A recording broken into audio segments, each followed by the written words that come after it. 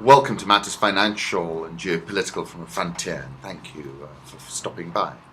Just to remind you that this Saturday we have Mindspeak at the Intercontinental. I'm hosting the Secretary General, Dr. Richard Sesabera, the Secretary General of the EAC. Last time, my favorite quotation from his presentation, that was more than 2 years ago, was, "This is Africa's century if Africa wants it to be." And I thought that was great. There is a little teaser on rich wrap-ups of what Mindspeak is about. It's at the Intercontinental. We serve breakfast from 9:30 a.m. We start at 10. This year alone we've had some real heavyweight and wonderful guests, from Madam Christine Lagarde, the MD of the IMF, Dr. Titus Cooney, the CEO of Kenya Airways, and Charles Ireland, the CEO of East African Breweries. I'll put up a link for Mindspeak sessions this year.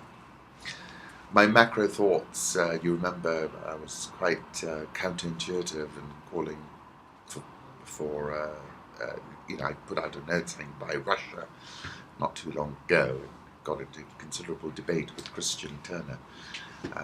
And I said to Christian, quite often the big opportunities are when the political conversation and the financial markets become out of sync, in disequilibrium. And I think at 4.5 times earnings, Russia was in disequilibrium, and therefore I was saying, buy it. And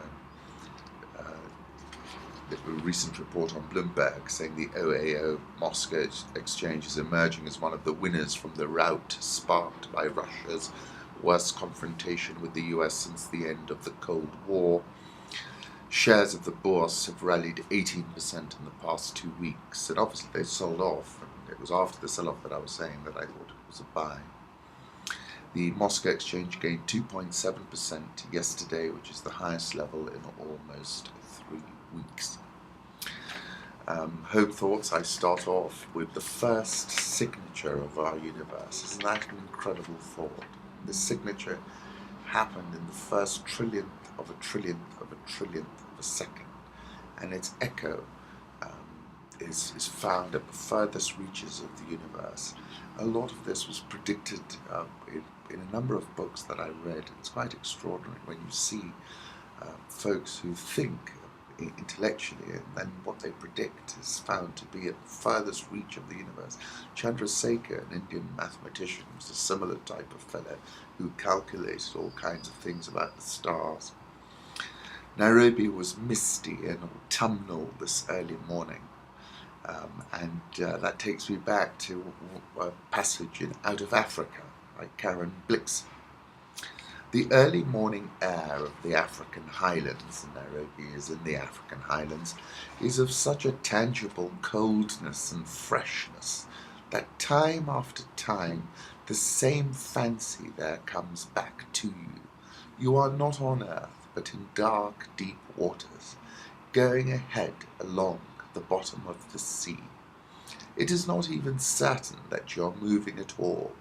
The flows of chilliness against your face may be the deep-sea currents, and your car, like some sluggish electric fish, may be sitting steadily upon the bottom of the sea, staring in front of her with the glaring eyes of her lamps, and letting the submarine life pass by here. The stars are so large because they are not real stars, but reflections, shimmering upon the surface of the water. Alongside your path on the sea bottom live things darker than their surroundings. Keep on appearing, jumping up and sweeping into the long grass, as crabs and beach fleas will make their way into the sand.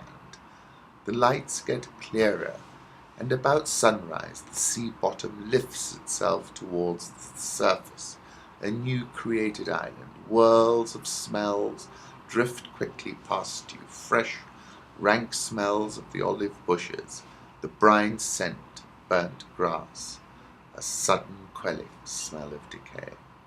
It's very beautiful. The weather is exactly as she's describing it right now. And on that note, I'll also quote one of my favorite poets, John Keats, to autumn. Seasons of mists and mellow fruitfulness, close bosom friend of the maturing sun, conspiring with him how to load and bless with fruit the vines that round the thatch eaves run, to bend with apples the mossed cottage trees, and fill all fruit with ripeness to the core, to swell the gourd, plump the hazel shells with a sweet kernel, to set budding more and still more later flowers for the bees, until they think warm days will never cease, for summer has o'erbrimmed their clammy cells. And indeed, we have the rainy seasons now upon us, and it really is a time when the earth blesses the soil. I'd like to thank His Excellency the British High Commissioner for the invitation yesterday to a single malt evening. I'll put up a photograph of him and Peter Kenneth, and a photograph of the menu, which was rather good, I must say. And I thoroughly enjoyed myself. It was fun, very nice whiskey as well. I went to watch my daughter Aysha, who was Frenchy in the school play Greece. And I remember watching Greece all those years ago and then trying to work out which character Frenchy was, but I watched it. And I find I'm kind of dumbfounded how so much time has slipped through my fingers, and especially with the teenage daughters. I feel like I am walking in the dark, trying to intuit and understand a whole new landscape. With Layla, after a series of fracas, I pulled out her photograph when she was less than 1 and lying on my chest, and I said, "Look at that photo, Layla. You're as close to me as you were then, and you have to always remember that." And I hugged her very tight because she likes that.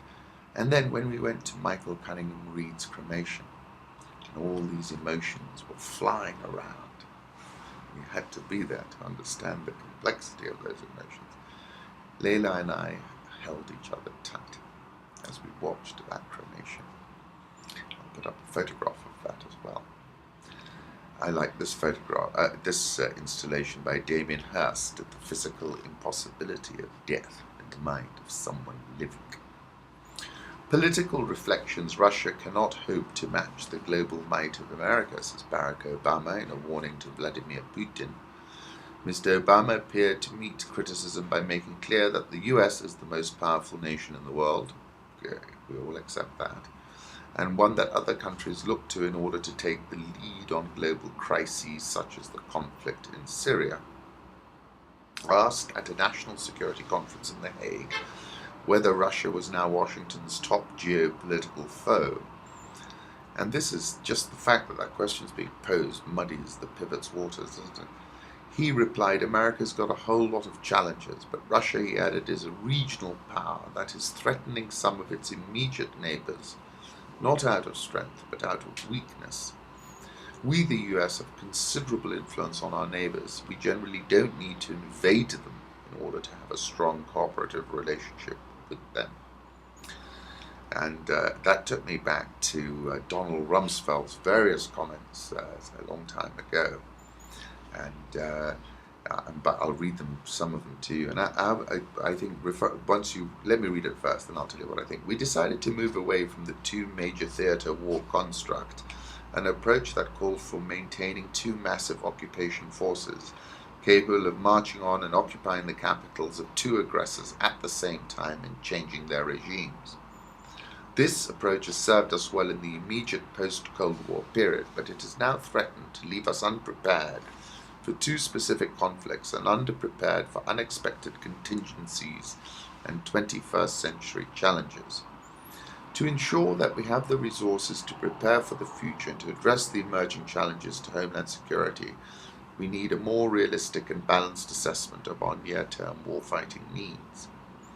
Instead of maintaining two occupation forces, we decided to place greater emphasis on deterrence in 4 critical theaters, backed by the ability to swiftly defeat two aggressors at the same time, while preserving the option for one massive counteroffensive to occupy an aggressor's capital and replace its regime."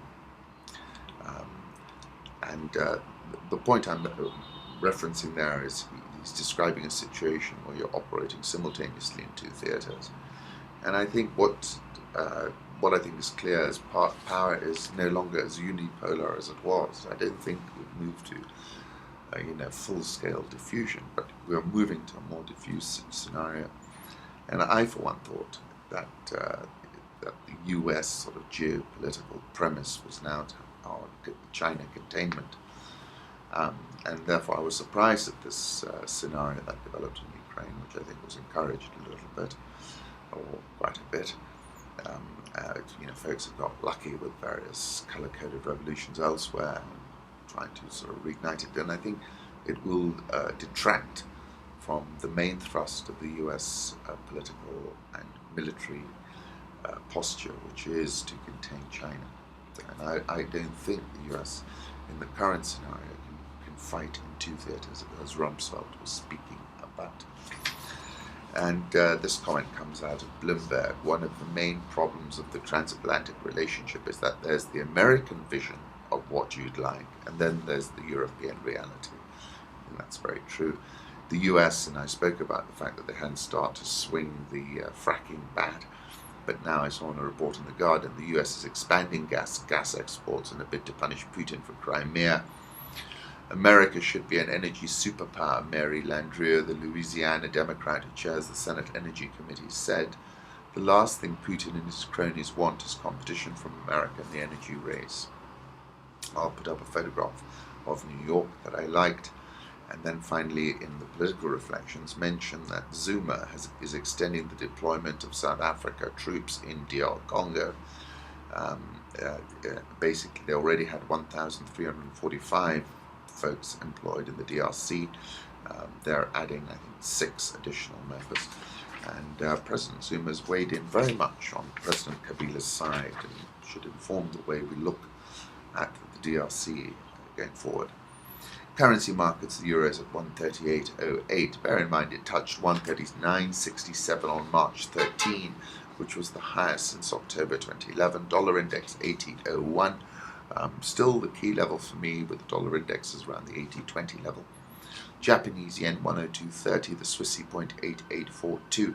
The pound back above 165 at 165.20. The Aussie, which I've been speaking about the fact it's very firm, 0.9194 last. India rupee also strong, 60.225, has advanced for a third day. Optimism coming in that there'll be a clear-cut political victory for the BJP. I think that's correct, as I've been saying for a while. And I think that sort of thinking that there's going to be a clear-cut winner has boosted investors, foreign investors who've been buying stocks and bonds to the tune of $3.5 billion last month. The Indian currency is at a level not seen since August 1. South Korean won 1075.11. The Rial 231.20. Standard & Poor's, however, cut Brazil to its lowest investment grade of BBB-, but shifted the outlook to stable from negative. The Brazilian currency climbed as much as 1% to trade at a high of 2.2988. Egyptian pound 696.02. The South African rand 1074.39. Plosser of the Fed is saying that Yellen's 6 months comment was no mistake. That's interesting because I think the market's expectation was that there'll be a longer gap between the two. Dollar index at 80.01. I'll put up a 3-month chart. It remains soft. Euro dollar, we've backed down a bit, but I don't think we're going to go much lower. 138.08. Dollar yen 102.30. Gold last at 13.20. I think the 2014 high is in. Crude oil $99.41. I think it remains toppy around these levels, but prefer to sell it with a 3-digit handle. Copper back above 3,000, but let's see if it can hold. Coffee, I think, is a trading buy. I'll put up a 3-month chart of that. Interesting comments by Jim O'Neill. Fed tapering is why the masses are exiting emerging markets, but that's because they're all like sheep, he said. Greed and fear are close cousins. People are in love with emerging markets 1 year, next minute they hate them. What the whole episode of the last year shows is that emerging markets can't rely on generous, this is I think important, external circumstances being persistent. You've got to do better. The underperformance of BRICS over the past 3 years has put many investors off investing by acronyms, but O'Neill said a fairer comparison was to look at the way the BRIC index has outperformed the developed markets since 2000. Global companies have had huge successes by focusing on them. What is GE other than a BRIC stock? Look at Apple. 20% of its revenues are from China. There's a link up on the site for the MICEX index, about which I'm bullish. AFDB is saying Africa is still rising but needs economic discipline. Sub-Saharan Africa's economy will grow more than 6% this year, the African Development Bank said on Tuesday. But its president urged governments to build resilience to capital outflows and commodity price shocks. In an interview with Reuters, Kabila rejected as premature suggestions the Africa rising narrative might have lost momentum, as a slowing China economy depresses prices for commodities such as copper, and the rundown of the US Federal Reserve's bond buying program squeezes the flow of cheap capital into emerging markets. I still believe the Sub-Saharan Africa will do 6.4% in 2014, Kaberuka said. That would be stronger than the 6.2% gross GDP growth the bank forecast in February. And then talking about various issues, information technology advances were still leapfrogging across the continent at a rapid pace. People should not rush to draw conclusions just because they see a macroeconomic blip here and there. It's a bump, no more than that, he said. President Museveni put up a photograph of him talking to Sassou Nguesso of Congo-Brazzaville, Dos Santos of Angola, and Kagame of Rwanda. Most of those are on the opposite side to President Kabila and President Zuma. They know everything we do. This is a report on Human Rights Watch about telecom and internet surveillance in Ethiopia. It's worth a read. The South African all-shares up 3.44% this year. Dollar versus rand still firm, 10.7523, but unable to break through key resistance around the 10.55, 10.60 area. I don't think it's going to go through there. Egyptian pound as steady as you like, 6.96, and notwithstanding the very troubling news about the number of Muslim Brotherhood folks are supposed to be put to death, which is just, it's absurd. And I think that is what sometimes terror is about. It's about the absurdity. But notwithstanding that news, which I think Al-Sisi would be far better off taking a step back. But the Egyptian stock market is up 26.21%, and this is at a more than 5-year high. The Nigerian all-shares down 7.97% and under pressure still. The Ghana Stock Exchange is up 11.45% in 2014, but you would be losing quite a bit of that return because of the selling. Anadarko Petroleum Corporation has sold 2/3 of the capacity of its planned Mozambique LNG project to Asian customers and hopes to have the rest sold soon, its CEO said on Monday. We think we've financially de-risked the project, Anadarko CEO Al Walker said in an interview at the Howard Weil Energy Conference in New Orleans. We expect to make a final investment decision on the project later this year. And I've been talking about this for a while. I wrote about it on the 19th of August, saying a sine qua non of President Barack Obama's pivot to Aysha is US and NATO power projection over the Indian Ocean.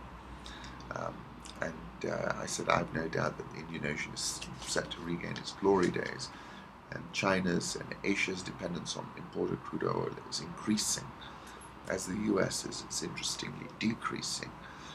And I said I'm also certain that the eastern seaboard of Africa from Mozambique through Somalia is the last great energy prize in the 21st century, and I think there's more evidence. Therefore, I said the control of the Indian Ocean becomes kind of decisive, and with control of it, China can be shut down quite quickly via a blockade operation, which is envisaged in the pivot. And therefore, my conclusion that a sine qua non of President Obama's pivot to Asia is US NATO power projection over the Indian Ocean. I'll put up a photograph of the sunrise from Maputo, the Serena Polana on the Indian Ocean. Very beautiful it is too. This caught my attention. Daimler Trucks Aysha sells almost twice as much in Africa in January and February as in the previous year. Standard Bank have come out with an interesting report around high net worths to increase in South Africa, Nigeria, and Kenya. And expected growth in East Africa is 28% by 2017. I wrote that piece about the mixed performance continuing to be witnessed in Africa's markets, and I said, Africa is certainly the least linear of continents. And I was talking about the bull market in 2012, 2013 being very broad-based, and now getting much more nuance and sophistication around the performance. Africa hailed as new beer frontier. And this is what's getting everyone very excited, and why something like ABL continues to trade at a high PE is because people can see the growth opportunity. There is a headline on Rich Wrap-Ups about Dangote, who's in a spat in Senegal in a cement war with some French companies as well. Kenya has ordered Somali refugees back to camps after attacks. They've ordered all Somali refugees living in urban centres to return to their camps in a bid to end attacks by Islamist militants carried out in retaliation for Kenya's intervention in neighbouring Somalia. Interior Minister Joseph Ole Lenku issued the order citing emergency security challenges in Kenyan towns, but the move is likely to be criticised by rights groups which have discouraged similar actions in the past. Lenku said all refugees residing outside the designated refugee camps of Kakuma and Dadaab are hereby directed to return to their respective camps with immediate effect, and added anyone who flouted the direction will be prosecuted. Refugees, around 1.1 million, are required to be housed at Dadaab, close to the border, and at Kakuma, near Kenya's frontier with South Sudan. Asymmetric risks remain extremely potent here in Kenya, I'm afraid. And two occasions, yesterday I heard the story that the amount of explosives that were in that vehicle, which then sat outside the police station for a number of days, with a detonator in there as well, before the FBI on a courtesy visit realized what that car was. So there might even be two other vehicles driving around. So that's a big concern to me. And I don't think we're on top of our situation. And then we have these very broad and quite brutal sweeps, which I don't think are helpful. Safaricom said it may abandon its bid to acquire assets owned by SR Telecom Kenya in the absence of regulatory clearance. A month after Safaricom requested clearance from the Communications Authority of Kenya to make the acquisition, the regulator has yet to acknowledge receipt of the application, Corporate Affairs Director Zioka Waita said in an interview in the City. CAK Director General Francis Wangusi declined to comment when Bloomberg called him yesterday and didn't immediately respond to email questions. For all concerned, this transaction was very time-bound, Waita said. We are giving very serious consideration to pulling out for the simple reason that the lack of regulatory certainty puts us in a place where the key fundamentals of the transaction have changed. Safaricom, owned by Vodafone and rival Airtel and Airtel Kenya, may spend in the hundreds of millions of dollars acquiring SR. And saying we are yet to see any formal response coming from the Communications Authority of Kenya to be able to understand how they are looking at this transaction. Tane just said, which is hardly an optimal situation, is it? Safaricom is up 13.824% this year and not far off a record. Interesting article about Nairobi traffic loses $570,000 a day. As number 2 Africa hub, Nairobi's top traffic cop, Edward Mwamburi, called it the most stressful day of the year. The last day of the month fell on a Friday, meaning paychecks were banked and motorists were ready to party. That made the city's cluttered roads even more chaotic than usual. People misbehave on the roads because they see things are haywire, even people who want to be law-abiding. If road users can't be considerate to us and each other, then they will never respect the lights. It's a condition you see in many cities across Africa, Asia and South America, Klopp said. It's a set of factors that build to a perfect storm of traffic congestion. You're seeing the 1950s, 1960s idea that we saw in the United States and other places, that you need to expand roads and things will move faster, but more people get cars and that space is filled up. Nairobi is, of course, the commercial hub of the EAC economy, accounts for 2/3 of Kenya's $41 billion annual economic output.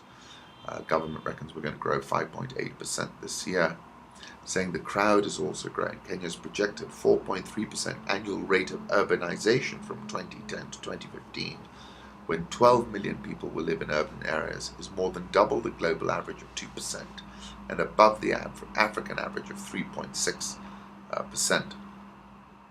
Talking about the congestion on our roads and the fact that we've got GE, Google, home to the UN. Kenya is one of the most rapidly urbanizing places in the world. Saying Europe had 100 years to adjust to the number of vehicles and urbanization that is happening in Africa over 10 or 20 years. So this is taking people by surprise. The growth is much faster than how it can be responded to. Interesting article. I'll put up a view of Nairobi that I talked about 2 months ago. Kenya will import 4 million tons of Iranian crude oil per year following the signing of a bilateral pact with Tehran, a move expected to solve the country's supply chain constraints in gas and oil. That's an interesting development, isn't it? National Bank has reported full-year earnings per share accelerated 52.63%. They've hiked the dividend 65%. A pretty bullish interview I picked up on Reuters. 57% jump in pre-tax profit. The MD told an investor briefing the bank plans to add 7 new branches, to appoint 1,400 agents across the country, and to launch new cash points as well as internet and mobile phone-based banking. They're also doing a rights issue of between 10 and 13 billion shillings, and said that they've gone into bank assurance, investment and corporate banking in 2013. South African food company Tiger Brands has dropped plans to acquire Kenyan firms Rafiki Millers and Magic Oven Bakeries. Don't know what exactly happened there. Ria Vipinga's suitor plans legal action after bid is disqualified. This is Mr. Dilesh Bid, who put together a bid for Ria Vipinga. He says he's offered the most trumping offers by Centum and by Rare Trading. He's suing the CMA. British journalist has been declared a subversive, faces deportation. Quite an interesting story. Nairobi all share closed at a record yesterday, up 5.912%. You can find a link for interrogating any share. Interesting research out of Echo Bank. It's on Rich Wrap-Ups talking about the domination in the banking sector by the big boys here in Kenya. It's some very interesting data. As I said, the Nairobi all share is at a record. Yes, closed at a record. The NSE 20 still below that key 5,000 level. But there are plenty of strength. Obviously, the big feature was Standard Chartered Bank, whose results I thought were extremely good. And that continues to trade higher. Once again, thanks for stopping by. I do appreciate it.